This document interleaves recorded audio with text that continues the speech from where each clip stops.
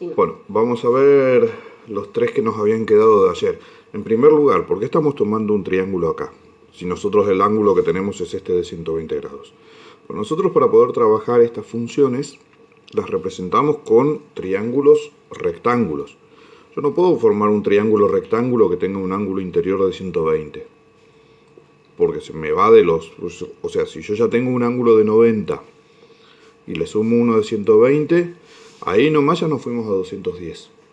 O sea, nos pasamos ampliamente de los 180 que tiene que tener la suma interior de los ángulos de un triángulo. Entonces yo tengo que formar un triángulo rectángulo del otro lado. Por eso nosotros estamos trabajando con triángulos de este lado y es como si trabajáramos con este. Pero las funciones que nosotros estamos encontrando es para este ángulo de 120. ¿Qué va a cambiar? Pues por ejemplo en el coseno va a ser negativo, ¿sí? En el seno va a ser igual de positivo que si fuese de este lado. Lo que puede llegar a cambiarnos es el signo de algunas de las funciones trigonométricas, esas ustedes ya saben cuáles. Habíamos hecho estas tres, nos estaba faltando, por ejemplo, teníamos la tangente, podemos encontrar la cotangente. La tangente es el opuesto sobre el adyacente. La cotangente es al revés, es el adyacente sobre el opuesto. Entonces nosotros acá tendríamos un adyacente y tenemos un opuesto. Por ejemplo, este es un opuesto, este es otro opuesto, y las relaciones, por supuesto, son iguales. Tenemos en el mismo ángulo, por lo tanto es igual. Entonces, lo que nosotros vamos a tratar de buscar es en qué punto podemos hacer que el opuesto que queda abajo mida 1. Eso va a pasar cuando nosotros hagamos una recta tangente a la circunferencia en el punto en que la circunferencia corta al eje de la Y. Si nosotros hacemos esta recta tangente, cualquier punto de esta recta va a medir, digamos, cualquier segmento acá va a medir 1. Porque este radio mide 1, entonces cualquier segmento acá va a medir 1. Entonces, voy a mirar en dónde esta recta corta a la prolongación del segmento, del lado del ángulo, digamos, que sería acá. Entonces a esto voy a llamarlo D. A este punto lo llamo D. Entonces acá yo, por ejemplo, puedo formar un triángulo y la cotangente de este ángulo sería el adyacente sobre el opuesto. Y el opuesto va a medir 1 porque mide lo mismo que esto. Entonces este segmento, esta línea trigonométrica sería mi cotangente.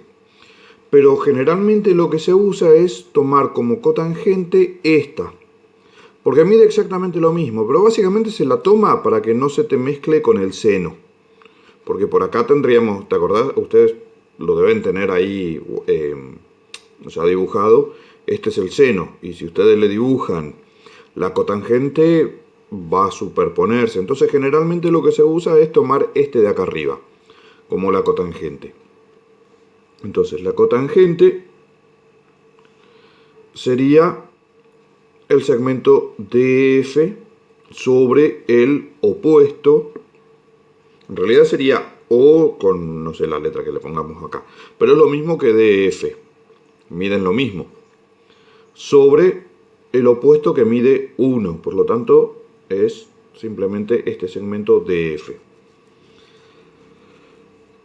Necesitamos también la secante de alfa.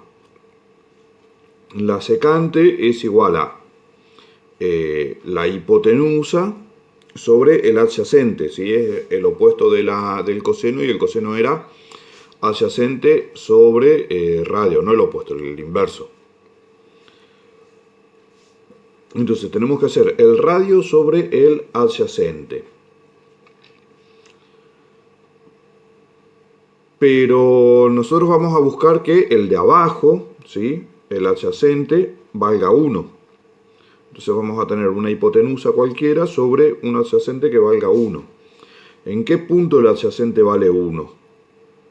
Este es el adyacente, y el adyacente vale 1 acá, cuando coincide con el radio de la circunferencia.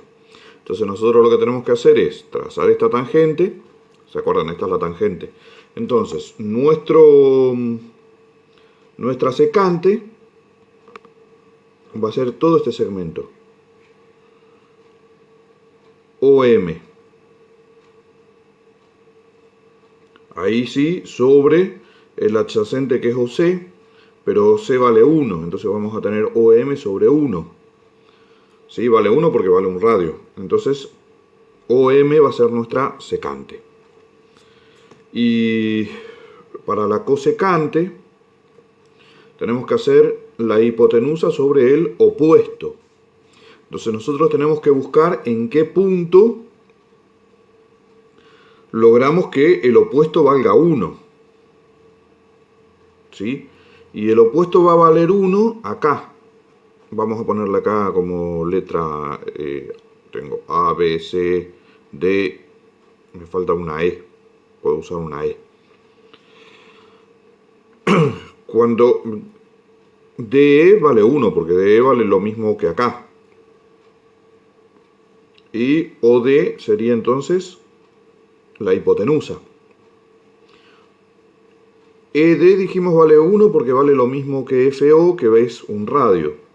Entonces vamos a poner sobre 1, OD sobre 1. Entonces la cosecante es el segmento OD.